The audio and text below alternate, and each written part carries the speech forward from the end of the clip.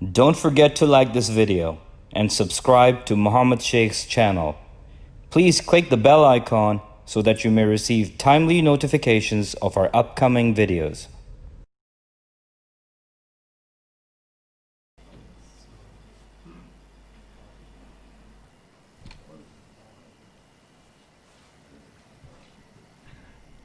A'udhu billahi minash shaitanir rajim.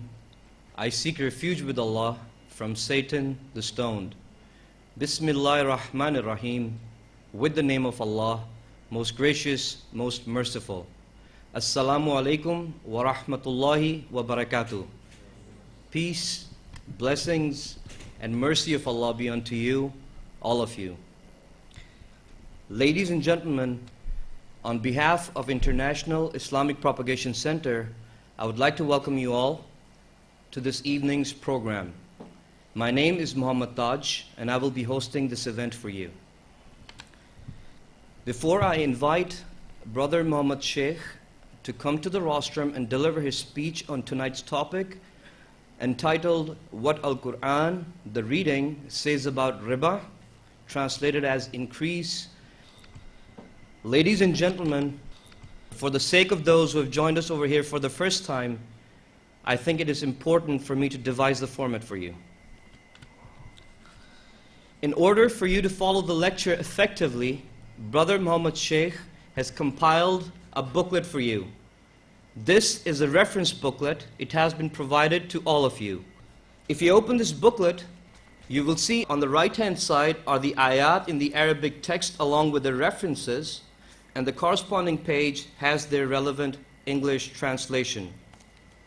The ayat in this booklet are placed in a specific order as to be followed, and Brother Muhammad Shaikh will elaborate the ayat in the same sequence as you see them in the booklet. Before I invite him, I also think it's very important for me to inform you that there are a few ground rules that we find important to highlight, and we expect, and it's mandatory for every one of us to observe. During the lecture, it is advised, it is requested kindly not to interrupt the speaker by asking any questions or raising any concerns whatsoever. You will be given a significant amount of time to ask your queries and have them addressed by the speaker in the question and answer session, which will be held at the end of the lecture.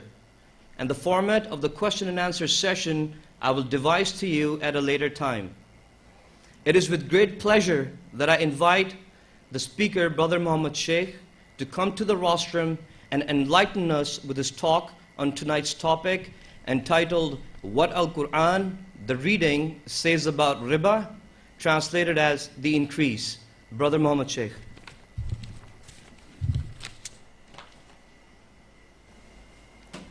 Thank you, Brother Taj. Assalamu alaikum wa rahmatullahi wa barakatuh. Peace and blessings of Allah to all of you. Ladies and gentlemen, welcome. A'udhu billahi minash shaitanir rajim. I seek refuge with Allah from the shaitan, the stone. Bismillahir Rahmanir Rahim. With the name of Allah, most gracious, most merciful. The topic is what Al-Quran says about Al-Riba, translated as the increase. Before I discuss the relevant verses, I would like to educate or what are the words that are translated for riba is interest and as well as usury. Usury and interest are the words translated for riba in English translation. So I will be discussing few words, what in the Arabic language they have occurred and what are the proper translations. For example, you will hear the word al-ba'i, which means the deal. And if you know in Urdu, soda. Al-ba'i is the deal, or Urdu soda. Then there is tijara, which simple means business. In Urdu also we know tijara means business. Now this word is very important for our lecture, and that is al-ghanim. The word ghanim is translated by the few people in the English translation as booty or loot. In Arabic language, ghanim means the profit. The profit. In Urdu, it will be munafa. In English, the word is ghanim. The translation for that is the profit, and in Urdu would be munafa. But the Arabic language is such, there are certain words of Arabic language which is also are used in the similar fashion. The name is the same and in the meaning is different. In Arabic language there is a word nafa. In Arabic language there is a word nafa'a which is translated in English as advantage. Advantage. And in Urdu language will be faida. But in Arabic when it is nafa, in English is advantage or faida. And when it is ghanim, the English language says, translate is profit, and Urdu is nafa. I hope you understand what I'm saying. So Arabic nafa in Urdu is faida. And in Urdu nafa, English, Arabic is ghanim, profit. Then there is zakah. Zakah means justification. Tazkiyah, justification, zakah. We will discuss these, how it is justification, but I'm just giving you the meanings. Then there is one word is sadqa. Sadqa means in English language, charity. In Urdu, khairat. Khairat. Again, this word khairat is also used in Arabic, which means betterment. In Arabic, khair means better, or khairat means betterment. But in Urdu, for the word is a similar word. In Arabic is sadqa, means charity, and Urdu is khairat. And the word ar-riba, the topic ar-riba means the increase, where normally people have translated as usury for riba. Now, I would like to first give you the understanding, the meaning of the word usury in English. What is a usury? It means an excessive amount of rate or interest, especially in excess of the legal rate. There is a rate when we convert from dollar to pound, or whatever the conversion rate is, equal to that rate. If you take excessive amount of rate of interest, especially in excess of the legal rate, whatever the country has decided that this is the legal rate, if you are taking more than that, it is usury, or it is known as usury. This is the meaning of the usury in dictionaries. Or another word usury is used when you practice of lending money at an excessive rate of interest.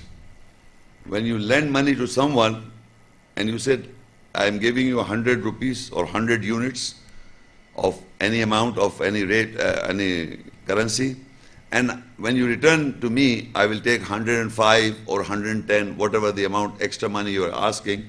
This is also meaning as usury. Whenever you lend money to somebody and then you are taking some extra amount again back, that is also known as usury. And a person who is involved in this kind of business is a usurer. U-S-U-R-E-R, usurer. A person, individual who does business of lending money with taking usury and interest, taking some amount. It is known as interest and usury. Similar sort of thinking is done by banking. The bank gives the loan to individuals on a certain amount of interest, or they take certain that we are giving you this amount of money, you have to return back, not the similar, on an interest base, on a usury. They will increase that amount and ask you to pay back, because You'll do business for that. Or if you keep some money to the bank, and then the bank gives you some interest, again it is usury. So the banking system is based on usury. It is a business of lending money. And that is what people in the world are saying, this is wrong, haram, unlawful. This is what you all know. Now, amazing part is this concept, where this concept originates. Because we all know that in the time of Muhammad, peace be upon him, there were no banks. But the concept was there. The concept is that giving loan to somebody and then taking interest on it or usury on it, that was known. So the concept is existing in Bible. You see, in Exodus, you can write down the references. Exodus 22, verse 25. And it says, if you lend money to any of my people who are poor, who are in need, do not act or take money, lender, user, and require him to pay interest or usury. If you are a rich man, if you lend money to any who is poor, do not act like as a money lender or a usurer that you take profit to pay back interest. This was the concept based in Bible, that whenever you are giving money or lending money to people, you cannot take interest, extra money back. You have to take the same money back, whatever the money you gave. This is based in the Bible. Then in Ezekiel 18 verse 8, he does not lend money for profit, usury, interest. He refuses to do evil and gives honest decision in any dispute. Now here the character is described of a human being who is not taking interest. He who does not lend money, he does not lend money for profit. He lends money but not for profit, not doing this business of taking interest or usury. He refuses to do evil and gives honest decision in any dispute. This is a character, good character of a person described by the Bible who is lending money but is not taking interest or usury. This is the definition as described in the Bible. So now another verse is Nehemiah 5, 1 to 7. You can write down the references. Now this is a small narration, just listen to the narration. Sometime later, many of the people, both men and women, began to complain against the Jews. Some said, we have large families, we need corn to keep us alive. Others said, we have to mortgage our land, our fields and vineyards and houses to get enough corn to keep from starving. Still others said, we have to borrow money to pay tax on our fields and vineyards. Then I consulted myself and I got angry at the nobles and the officials and the rulers and said unto them, then you take exact usury from his brother? And I set a great assembly against them.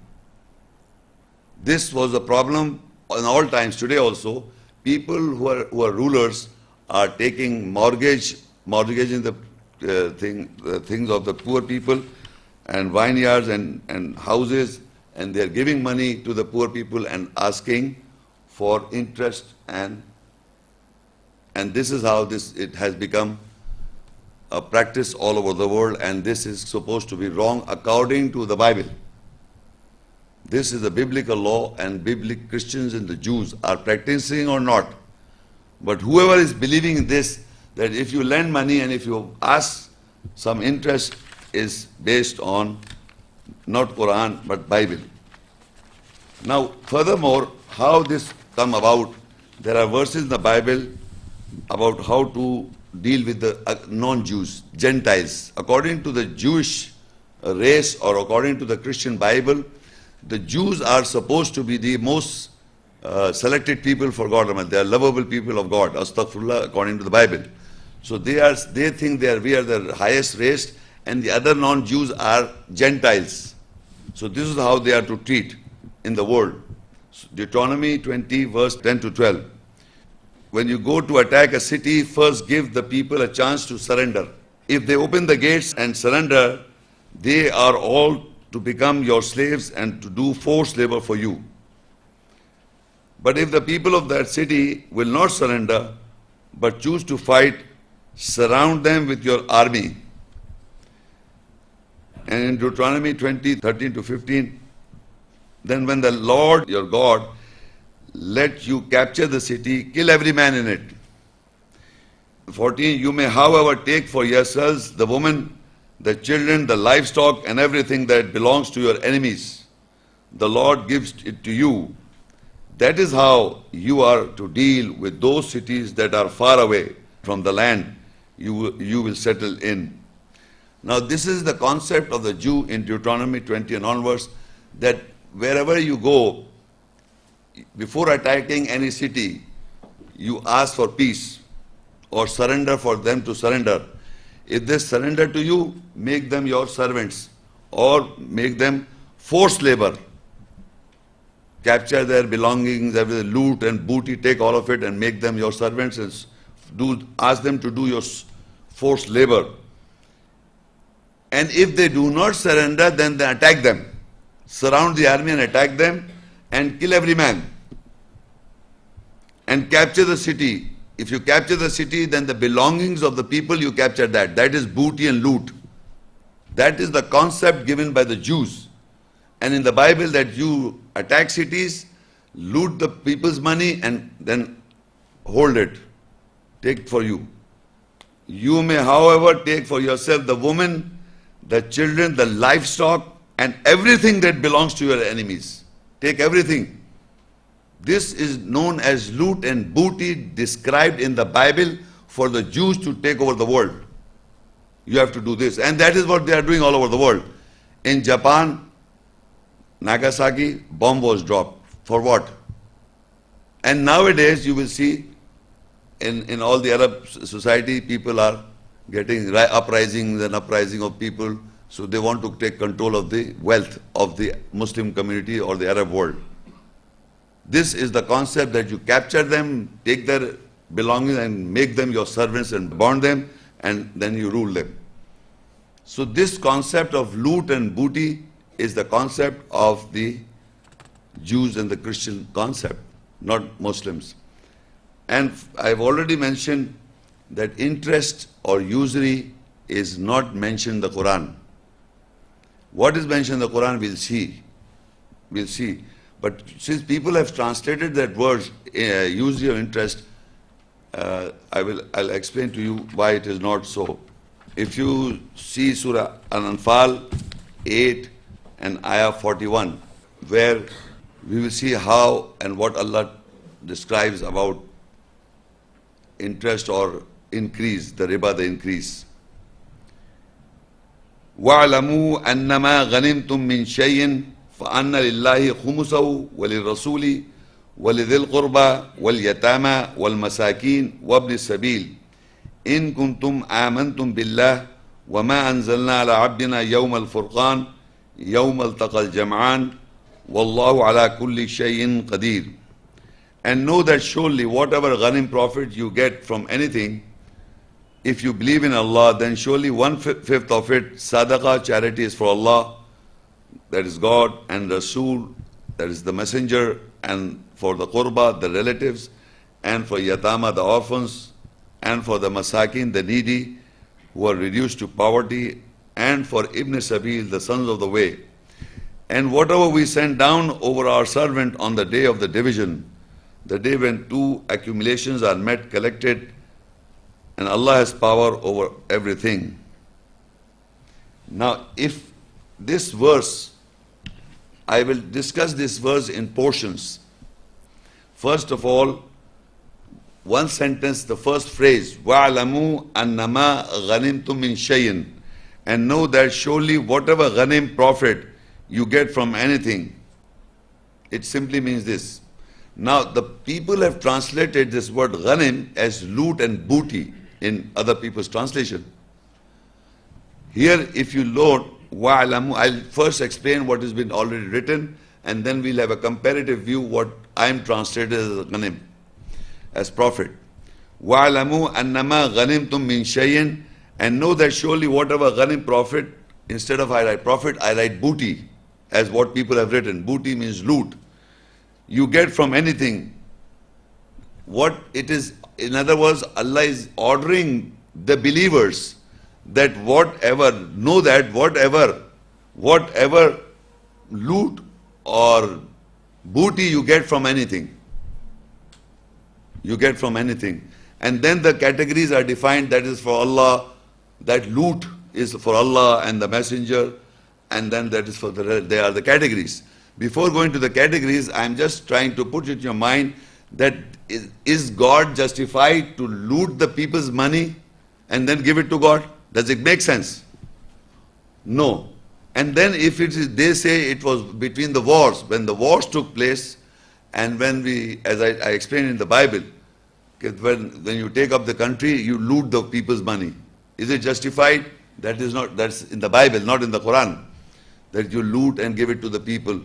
That is for God. So the translation I am telling you in dictionaries, there is a translation for the word ghanim as profit. At the same time, there is a word loot also and booty also. So you have to use your mind and think, would Allah ask the believers that they should fight first, and once they conquer the lands, and then they loot, as mentioned in the Bible? Not so. So now if I translate this meaning here as profit, whatever, know that surely whatever profit you get from anything, then surely these are the categories. Then again you think that now we have to be, this 20% in 1/5 is 100, out of 100 is 20. Out of 100 units, 20 is the 1/5. Now if you note that in the world, no one is giving 20%. Because you are expecting a war should take place among the believers against the non-believers, and you should win the war. And after winning the war, you loot the people of the poor people, and then you give it to God Almighty and this and that, mal ghanimat. That still we are waiting for thousands of years to do so. We are always losing the wars against the non-Muslims. So they are doing the same. They're looting you, and they are taking the booty and becoming the powerful, taking the oil wealth. Why are you getting angry? If you are supposed to do the same thing. If the non-Muslims and the Christians are doing the same to you, which you think God has ordered you to do it, for they can produce the evidence. This is the Bible. In the Bible it is written like that, you attack the city. If they don't surrender, attack the city. And then take the loot, kill the men, keep the women alive, and the livestock and all the belongings, you take it. But if you say that it is our also the same law, the Quran doesn't say that. So there is no war here, there is nothing. So whatever business you are doing, or you are doing a job, or anything, from anything you get profit, these are the shares. So this is the first explanation of the part. Now I have to explain to you, these categories here Quran says are 6. فَأَنَّ لِلَّهِ خُمُسَهُ وَلِلرَّسُولِ 1/5 is for Allah and the Messenger. وَلِذِي الْقُرْبَى are the relatives, 3. وَالْيَتَامَى are the orphans, 4. وَالْمَسَاكِينَ are the needy. وَابْنِ السَّبِيلِ sons of the way. These all become 6. So I just want to take you to another verse, next page, 59:7, and then we'll come back again. ما أفى الله على رسوله من أهل القرى فلله وللرسول ولذي القربى واليتامى والمساكين وابن السبيل كي لا يكون دولة بين الأغنياء منكم وما آتاكم الرسول فخذوه وما نهاكم عنه فانتهوا واتقوا الله إن الله شديد العقاب. I'm reading further also.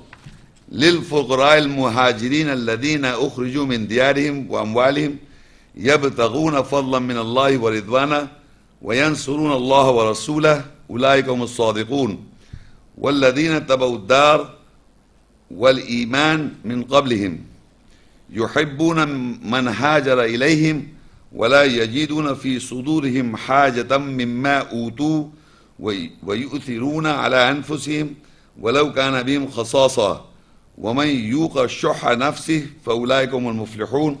I will read the translation.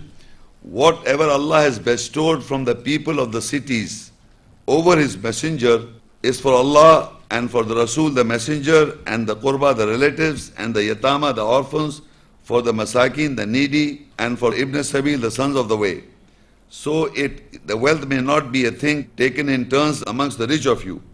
So whatever he gives you, you take it, and whatever he forbids you about it, so forbid. And take guard of Allah, surely Allah is strong in pursuit.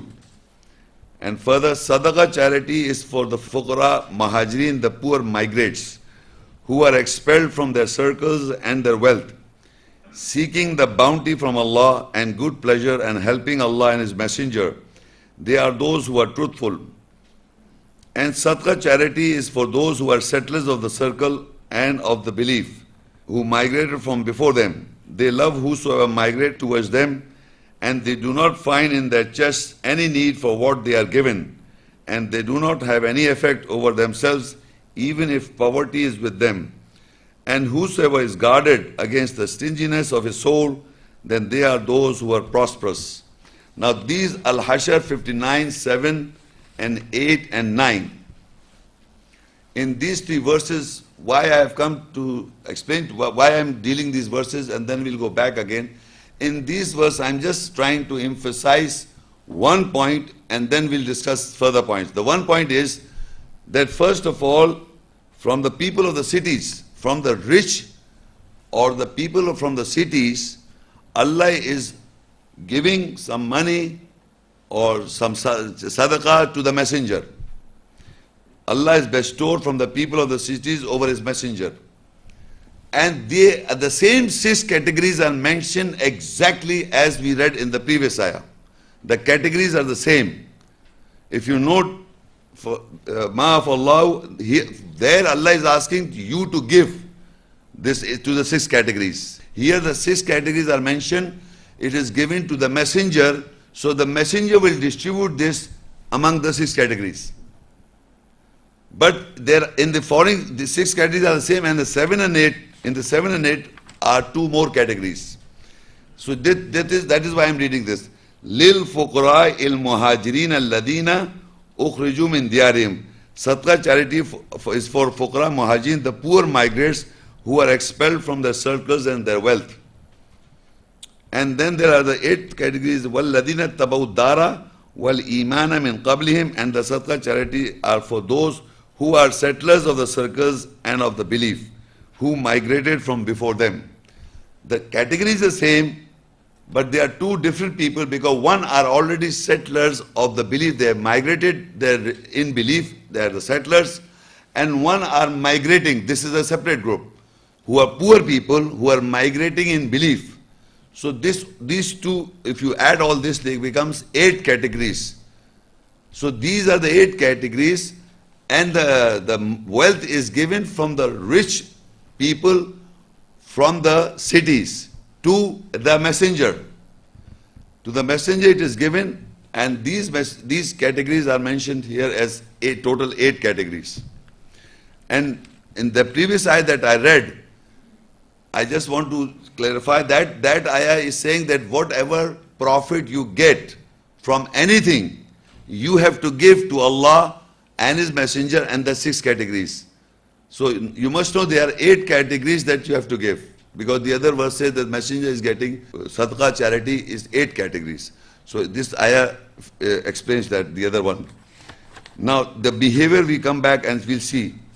Another point here is in the first ayah, وَعْلَمُوا أَنَّمَا غَنِمْتُم مِّن شَيْءٍ فَأَنَّ لِلَّهِ خُمُسَهُ وَلِلرَّسُولِ وَلِذِي الْقُرْبَى وَالْيَتَامَى وَالْمَسَاكِينِ وَابْنِ السَّبِيلِ. And know what, surely whatever ghanim profit you get from anything, if you believe in Allah, then surely 1/5 of the sadqa charity is for Allah and the Rasul, the messenger, and for qurba, the relatives, for yatama, the orphans, and for the masakin, the needy, who are reduced to poverty, and for the sons of the way. These 6 categories and 2 further categories, people have to give to the messenger, because the further ayah says, Ma fallahu ala rasuli min ahlil qura falillahi walil rasuli walidhil qurba. So whatever the business people, community, or what the rich class people, or whatever the people are earning money, are getting the profit and benefit, they have to give to the categories are to the Rasul, and the Rasul will share it to the other categories. Now the question is, the further ayah says, In kuntum amantum billah wa ma anzalna ala abdina Yawm al-Furqan, Yawm al-Taqal Jam'an. Now here it says, whatever we send down over our servant on the day of the divisions, the day when the two accumulations are met, collected. So the two accumulations are met and the division takes place to the servant of Allah. Now who is the servant of Allah here referring is the messenger. So there is another amount of money is given to the messenger. One is from your profit, whatever you earn from 100, 20 you have to give it to the categories. And in that categories are the other categories. The other amount, if you go to Surah number Mujadala 58 and Ayah 12. Ya ayyuhalladhina amanu idha najaytumur rasula faqaddimu bayna yaday najwakum sadaqa dhalika khairul lakum wa athhar fa in lam tajidu fa inna Allah ghafurur rahim. Oh, you believe, when you consult the messenger, then advance sadaqah, the charity that is between two hands of your consultation. That is better and purer for you. So if you do not find, then surely Allah is forgiving, merciful. Now here Allah is addressing to the believers that whenever you want to consult the messenger, then you have to advance the sadaqah charity before the consultation. And that is better for you and that is purified for you. Now, for example, now what is happening nowadays, how